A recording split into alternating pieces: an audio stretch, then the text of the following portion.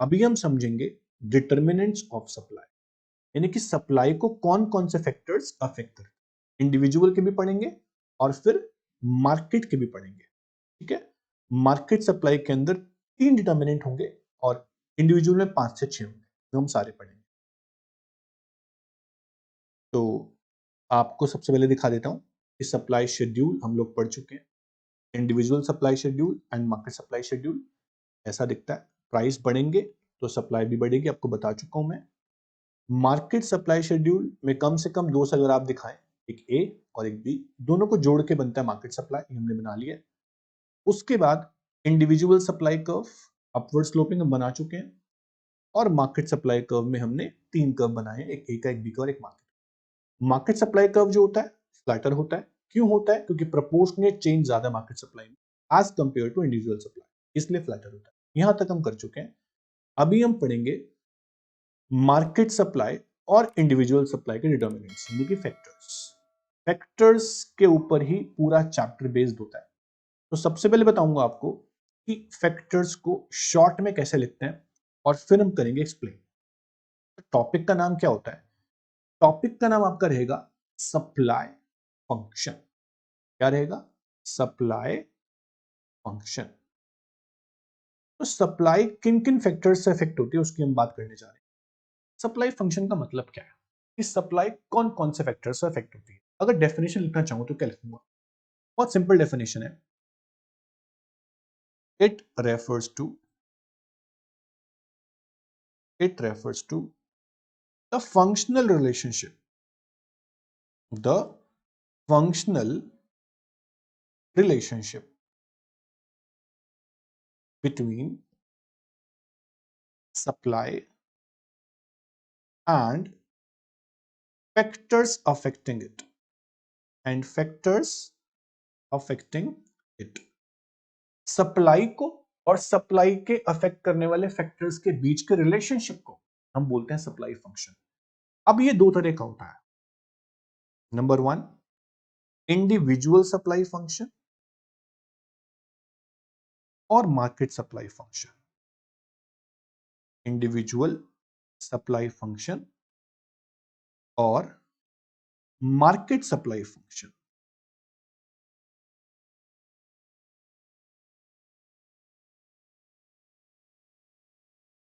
अब सबसे बड़ी बात यह है कि इंडिविजुअल सप्लाई फंक्शन को कैसे डिफाइन करें। सेम डेफिनेशन होती है, it refers to the functional relationship between, आप लिखेंगे यहां पर individual supply and factor affecting, simple. अब इंडिविजुअल सप्लाई फंक्शन में कौन कौन से फैक्टर सप्लाई को अफेक्ट करते हैं समझो। तो सबसे पहले पढ़ने जा रहे हैं हम individual supply function. Individual supply function, factors बोल लो, डिटर्मिनेंट्स बोल लो, एक ही बात है। तो सप्लाई के जो फैक्टर्स हैं, इंडिविजुअल सप्लाई के जो फैक्टर्स हैं वो क्या है सुनिएगा। Individual supply of any commodity X Y Z is function of, सबसे पहला फंक्शन बताएंगे आप, प्राइस ऑफ गिवन गुड। जैसे डिमांड में था ना प्राइस ऑफ गिवन गुड, उसके बाद price of other good, PO, वहां था रिलेटेड गुड, यहां अदर गुड है। उसके बाद price of factors of production या फिर प्राइस ऑफ इनपुट्स, मैं डिटेल में समझाऊंगा सारे पॉइंट्स अभी। उसके बाद टेक्नोलॉजी, उसके बाद government policy, G for government, B for policy. उसके बाद गोल ऑफ द फर्म। ये सारे फैक्टर इंडिविजुअल सप्लाई।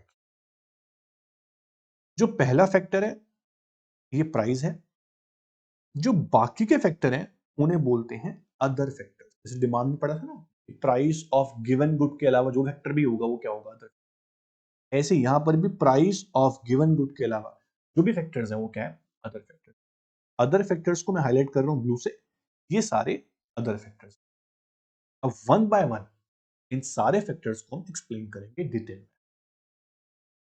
ऐसे ही मार्केट सप्लाई के फंक्शन भी होंगे, फैक्टर्स भी होंगे, वो 3 अलग होते हैं। पहले हम पढ़ते हैं इंडिविजुअल सप्लाई के, फिर हम पढ़ेंगे मार्केट सप्लाई के फैक्टर्स।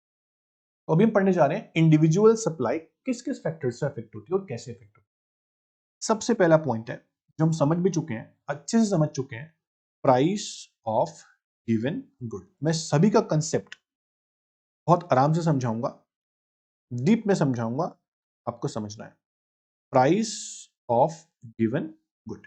सोचिए, कोई भी प्रोडक्ट अगर एक प्रोड्यूसर प्रोड्यूस कर रहा है, उसके प्राइस अगर मार्केट में बढ़े तो प्रोड्यूसर को लगता है कि उसका प्रॉफिट ज्यादा होने वाला है, प्राइस क्योंकि बढ़ने वाले हैं, तो वो उस प्रोडक्ट की सप्लाई मार्केट में ज्यादा करना चाहेगा according to law of supply. ये हम पढ़ भी चुके हैं, प्राइस इंक्रीजेस सप्लाई इंक्रीजेस, क्योंकि प्रोड्यूसर का मेन एम क्या है, प्रॉफिट है। तो प्राइस बढ़ने पर सप्लाई बढ़ेगी, और अगर मार्केट में लगा उसको कि प्राइस कम होने वाले हैं, अब प्राइस कम हो गए, तो वो सप्लाई भी कम करना चाहेगा। प्राइस और सप्लाई में पॉजिटिव रिलेशनशिप होता है। एक बात ध्यान रखें जो आपको लिखने है यहां पर इस पॉइंट के अंदर, keeping other factors constant. Other factors की बात साथ में नहीं करनी, वो constant. Keeping other factors constant and there is positive relationship between price and supply, because producer का जो गोल है, जो एम है, वो प्रॉफिट मैक्सिमाइजेशन है। तो प्राइस बढ़ने पर सप्लाई बढ़ेगी, और प्राइस कम होने पर सप्लाई कम होगी। इसी को हम बोलेंगे लॉ ऑफ सप्लाई। आगे जाके हम पढ़ेंगे इसको डिटेल, इसको law of supply. First point आपका ये होता है, जो डिटेल में आप समझा सकते हो। आप चाहो तो यहां पर आप देख रहे हो कि इंडिविजुअल सप्लाई के अंदर जो पहला फैक्टर है वो है प्राइस ऑफ गिवन गुड। हमने इसको अच्छे से समझ लिया, एज इट इज, जैसा मैंने समझाया वैसे का वैसे यहां पर लिखा, आप पढ़ेंगे समझ में। मेन चीज क्या है कि प्रोड्यूसर का जो गोल है वो क्या है, प्रॉफिट मैक्सिमाइजेशन। ये आप ध्यान, ये आपको इस पॉइंट के अंदर भी मिलेगा। देखो,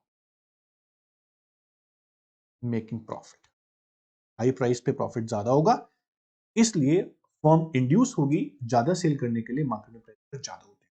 तो supply is function of price, इसे बोलते हैं लॉ ऑफ सप्लाई। इसे 4 मार्क्स में, 3 मार्क्स में पढ़ेंगे डिटेल में आगे। तो पहला फैक्टर आपको समझ में आ गया होगा, प्राइस ऑफ गिवन गुड। अब दूसरा फैक्टर जो है वो है प्राइस ऑफ अदर गुड्स। बड़ा इंपॉर्टेंट है, इसको ध्यान से समझ। अगर प्रोड्यूसर दो गुड्स मान लीजिए प्रोड्यूस करता है और दोनों को मार्केट में बेचता है, वो एक एक्स एक वाई, दो गुड्स।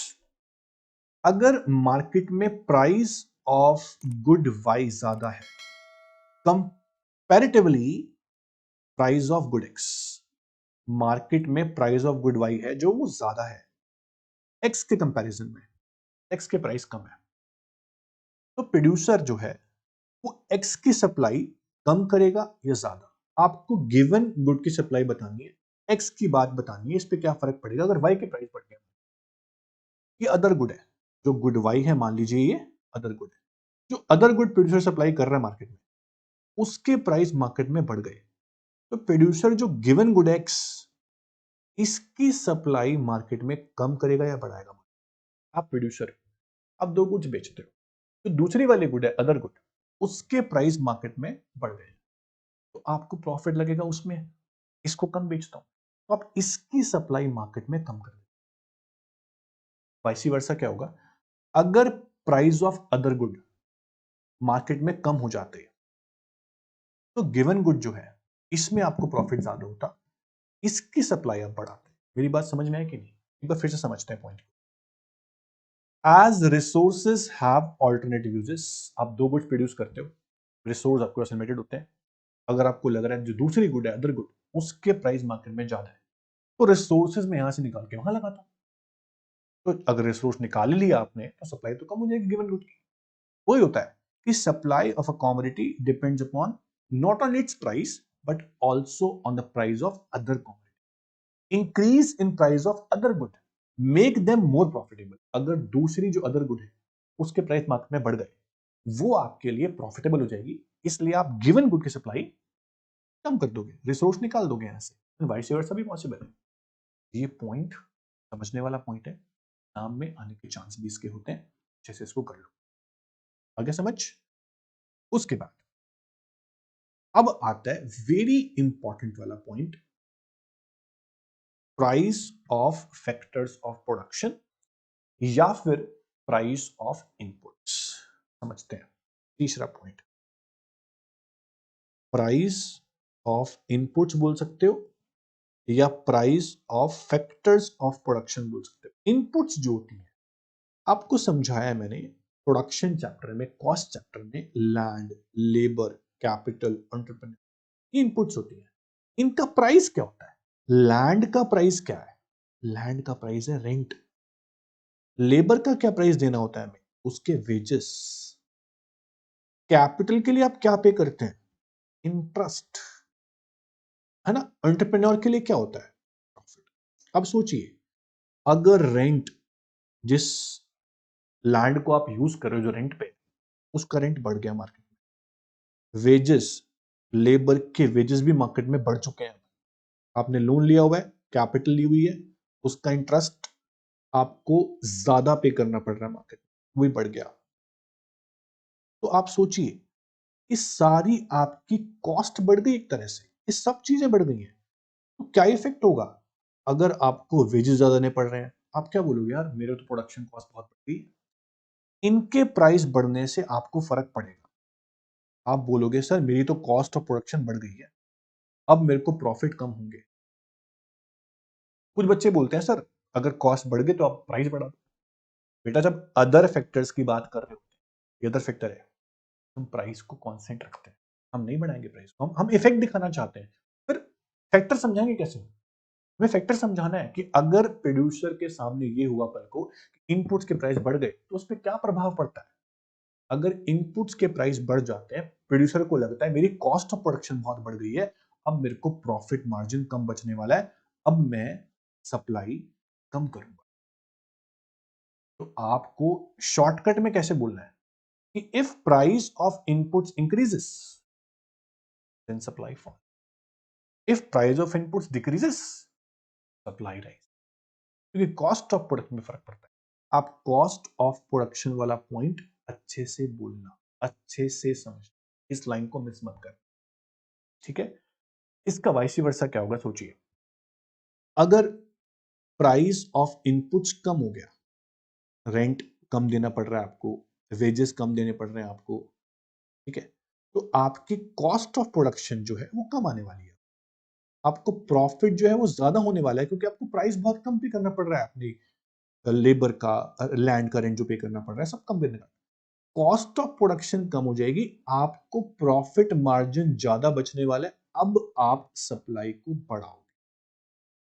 तो in short, price of factor of production के कम होने से सप्लाई बढ़ती है, और price of factor of production के ज्यादा होने से कॉस्ट बढ़ती है और सप्लाई आप कम करना चाहते हो, क्योंकि प्रॉफिट मार्जिन आपको नहीं बचता। So simple as that.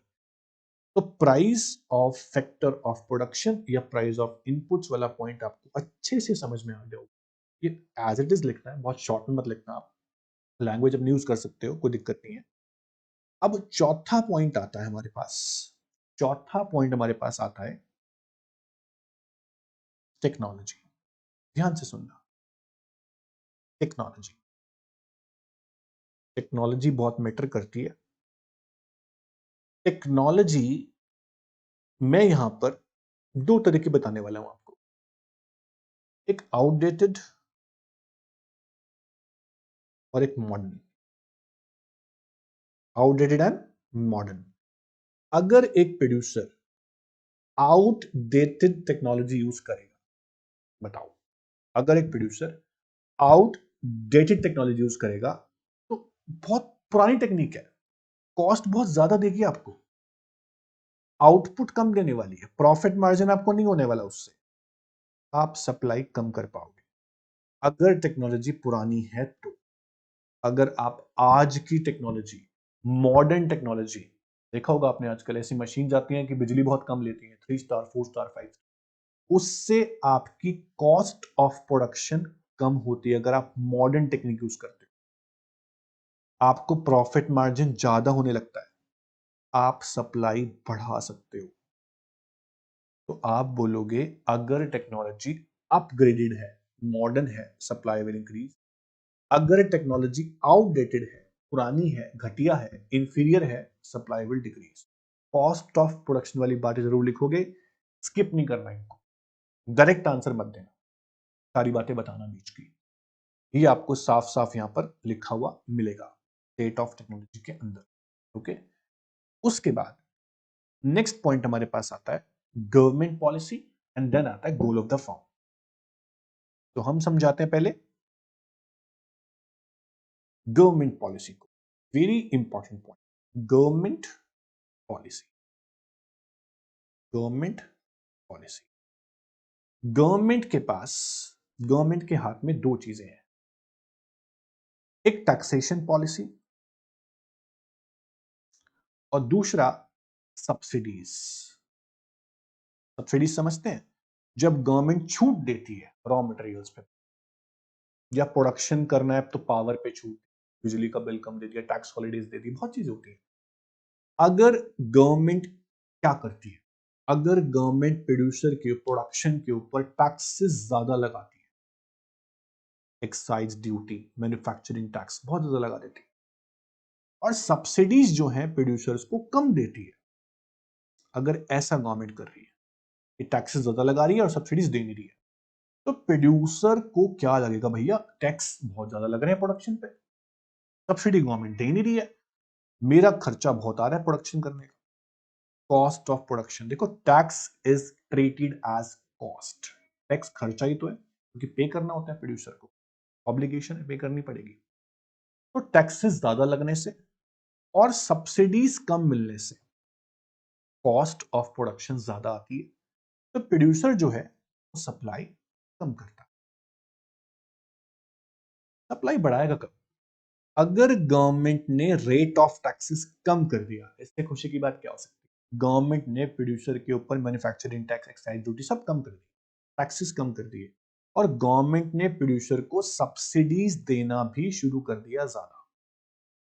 Producer बोलेगा, वाह मेरे को सब्सिडीज मिल रही हैं, टैक्स भी कम लग रहे हैं, मेरी कॉस्ट ऑफ प्रोडक्शन तो कम आ रही है, अब मेरे को प्रॉफिट मार्जिन ज्यादा होने वाला है, और मैं अब सप्लाई को बढ़ाऊंगा। अब क्या लिखोगे, अगर गवर्नमेंट की पॉलिसी फेवरेबल है, ये वाली पॉलिसी जो है ना, ये फेवरेबल पॉलिसी, अगर गवर्नमेंट की पॉलिसी फेवरेबल है मतलब कि टैक्सेस कम और सब्सिडी ज्यादा दे रही है गवर्नमेंट, तो सप्लाई बढ़ेगी। अगर गवर्नमेंट की पॉलिसी अनफेवरेबल, मतलब कि टैक्सेस ज्यादा लगा रही है गवर्नमेंट, सब्सिडी कम दे रही है प्रोड्यूसर्स को, तो कॉस्ट ऑफ प्रोडक्शन ज्यादा आती है और सप्लाई कम कर पाते हैं। सिंपल, आगे समझ। ये था आपका गवर्नमेंट पॉलिसी। अब नेक्स्ट आता है लास्ट पॉइंट, हम पढ़ रहे हैं इंडिविजुअल सप्लाई के फैक्टर्स। इंडिविजुअल सप्लाई के फैक्टर्स में लास्ट पॉइंट है goal of the firm, objective of the firm. ध्यान से सुनना,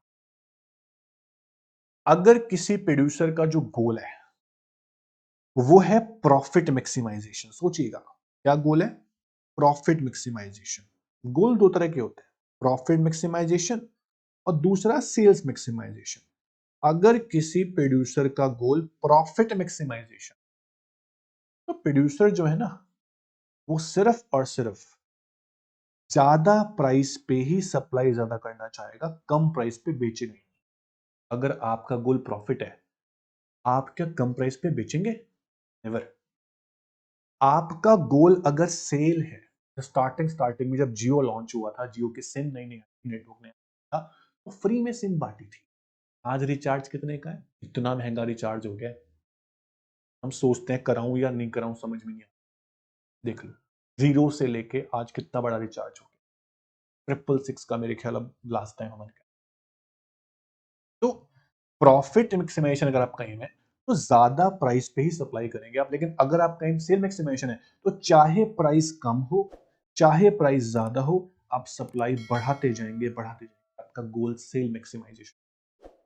तो सप्लाई ज्यादा कहां हो रही है रिलेटिवली, सप्लाई रिलेटिवली ज्यादा कहां हो रही है, जब गोल सेल मैक्सिमाइजेशन।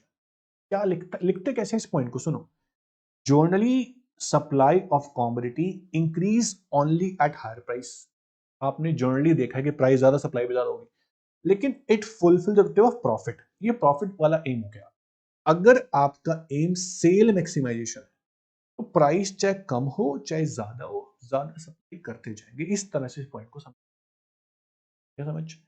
ये थे आपके इंडिविजुअल सप्लाई के 6 फैक्टर्स। एक बार मैं फिर से आपको रिवाइज कराना चाहूंगा, सबसे पहला फैक्टर था प्राइस ऑफ गिवन गुड, उसके बाद प्राइस ऑफ अदर गुड, उसके बाद price of factor of production यानी प्राइस ऑफ इनपुट्स, उसके बाद टेक्नोलॉजी, उसके बाद गवर्नमेंट पॉलिसी, उसके बाद गोल ऑफ द फर्म। ये सारे पॉइंट्स आपको समझाने हैं। जो प्राइस ऑफ गिवन गुड है ये अलग है, बाकी सारे फैक्टर जो है ये वाले ये अदर फैक्टर। जब भी हम प्राइस को समझा रहे होते हैं अदर फैक्टर रिमेन कांस्टेंट, जब अदर फैक्टर समझा रहे होते हैं तो प्राइस रिमेन, ये आपको नहीं भूलना। डन। तो अब हमारे पास बचे हैं मार्केट सप्लाई के factors, then class over. Market supply के फैक्टर्स के बाद और कुछ नहीं करेंगे, बहुत ज्यादा हो जाएगा नहीं तो। हमने आज ज्यादा कुछ नहीं किया बेटा, हमने सिर्फ इतना किया है कि सप्लाई क्या होता है, स्टॉक क्या होता है, इंडिविजुअल सप्लाई, मार्केट सप्लाई की डेफिनेशन, और सप्लाई शेड्यूल, सप्लाई क्लॉज। ये छोटी छोटी बातें थी, बहुत बड़ी बातें नहीं थी। मेन हमने टॉपिक बड़ा वाला जो किया है सिर्फ factor affecting supply, individual supply. अब बताऊंगा आपको कि मार्केट सप्लाई फंक्शन क्या हो। मार्केट सप्लाई फंक्शन, अगर आपको डेफिनेशन लिखनी है मार्केट सप्लाई फंक्शन की तो क्या लिखोगे? आप लिखोगे it refers to the functional relationship, the functional relation between market supply and factors affecting it, and factors affecting it। अब मार्केट सप्लाई के अंदर तीन फैक्टर्स मैं आपको समझाऊंगा। तो मार्केट सप्लाई जो है इस फंक्शन ऑफ, सबसे पहला number of firms, number of firms सबसे इंपॉर्टेंट। उसके बाद means of transportation and communication, means of transportation and communication. उसके बाद एक्सपेक्टेशन अबाउट फ्यूचर प्राइस, यानी कि फ्यूचर एक्सपेक्टेशन, फ्यूचर एक्सपेक्टेशन। ये तीन पॉइंट्स आपको समझाने हैं, बहुत सिंपल पॉइंट है, अच्छे पॉइंट है, समझने वाले पॉइंट। एक छोटी सी बात पूछता हूं आपसे, नंबर ऑफ फर्म्स वाले पॉइंट की बात हो रही है। सबसे पहले, अगर मार्केट में किसी चीज के एक या दो सेलर है तो मार्केट के अंदर सप्लाई बहुत कम होगी ना, बायर बहुत सारे होंगे पर सप्लाई इतनी होगी नहीं, इस नंबर ऑफ फर्म सिर्फ दो या तीन है। अगर नंबर ऑफ फर्म्स बढ़ गया तो मार्केट में सप्लाई भी बढ़ेगी, बोलो हां या ना? Yes sir. अगर मार्केट में नंबर ऑफ फर्म्स बढ़ गए, देखो पहले दो या चार फर्म्स थी, अब 10 15 20 25 30 फर्म होगी मार्केट में, सप्लाई की कमी नहीं होगी। अब जो डिमांड आएगी फर्म उसे पूरी कर पाएगी, क्योंकि पहले फर्म नहीं होती थी, अब फर्म बढ़ गई है। जब नंबर ऑफ फर्म बढ़ गई है तो मार्केट में सप्लाई भी बढ़ जाती है। सिंपल पॉइंट है, इसमें कुछ समझाने वाला है ही नहीं। अगर वाइस वर्सा कर लो, अगर नंबर ऑफ फर्म्स कम हो जाती है तो मार्केट में सप्लाई भी कम हो जाएगी, मार्केट में सप्लाई भी कम हो जाएगी। फर्स्ट पॉइंट खत्म, आपका समझ में भी आ गया होगा आपको अच्छे से, इसमें कुछ था नहीं। अब है अगला point, means of transportation and communication, means of transportation and communication. समझते हो मीन्स मतलब क्या होता है? मीन्स मतलब होता है रिसोर्सेस। अगर ट्रांसपोर्टेशन और कम्युनिकेशन के रिसोर्सेस मार्केट में कम है, कम है, अगर means of transportation and communication, T for transportation, C for communication, अगर means of transportation communication market में कम है, पहले मुझे ये बताओ कि ट्रांसपोर्टेशन का यूज और कम्युनिकेशन का यूज सप्लाई करने के लिए होता है कि नहीं होता है? बिल्कुल होता है। अगर ट्रांसपोर्टेशन नहीं होगा, आप कैसे माल यहां से वहां जाएगा? मार्केट में कैसे डिलीवरी होगी सामानों की? नहीं हो पाएगी ना। अगर मार्केट में मीन्स ऑफ ट्रांसपोर्टेशन कम्युनिकेशन कम हो गया तो मार्केट में सप्लाई नहीं हो पाएगी, परेशान हो जाओगे आप लोग, सामान कैसे लूं, कहां से आ क्यों नहीं रहा है। लेकिन अगर मीन्स ऑफ ट्रांसपोर्टेशन कम्युनिकेशन बढ़ रहा है तो मार्केट में सप्लाई भी बढ़ती रहेगी, कोई दिक्कत नहीं आती। सिंपल, इतने सिंपल पॉइंट है मार्केट के। देखो जो थर्ड वाला मार्केट का पॉइंट है फ्यूचर एक्सपेक्टेशन, इसको समझो। Future expectation about prices.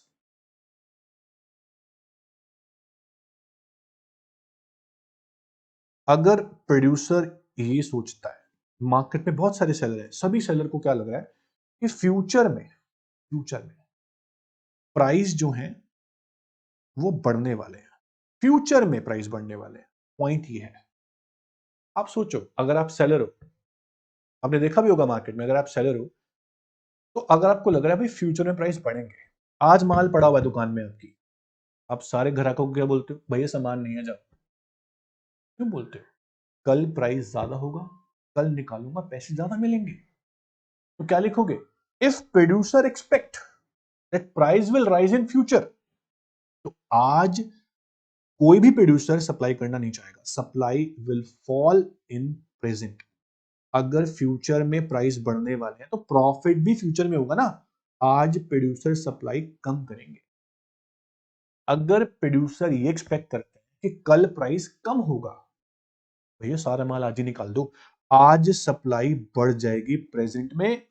अगर प्रोड्यूसर को लग रहा है कि फ्यूचर में प्राइस कम होने वाला है, तो भैया आज सारा सामान निकाल दो, नहीं तो कल लॉस होगा। If producer expect that price will fall in future, he will supply more in present, क्योंकि आज निकाल दो, आज प्रॉफिट हो जाएगा, कल तो और प्राइस कम हो जाएगा। तो ये फैक्टर आपके मार्केट सप्लाई के हैं तीनों फैक्टर मैंने आपको बता दिए, वेरी वेरी इंपॉर्टेंट है, अच्छे से कर लेना। यहां तक हमने कर लिया। नेक्स्ट क्लास में पढ़ाऊंगा आपको मैं कि मार्केट सप्लाई, इंडिविजुअल सप्लाई, जो भी हमने टॉपिक कर लिए हैं, उसके बेस पे क्या टॉपिक बनेंगे, movement, shifting, slope of supply curve, law of supply, topic बचे हुए हैं, वो करेंगे नेक्स्ट क्लास। तो आज मैंने जितना भी कराया सब थ्योरेटिकल था, तो नेक्स्ट क्लास में मिलना, अच्छे से रिवाइज करके सारे टॉपिक्स अच्छा समझ में आएगा। तब तक के लिए all the best, thank you so much, take care.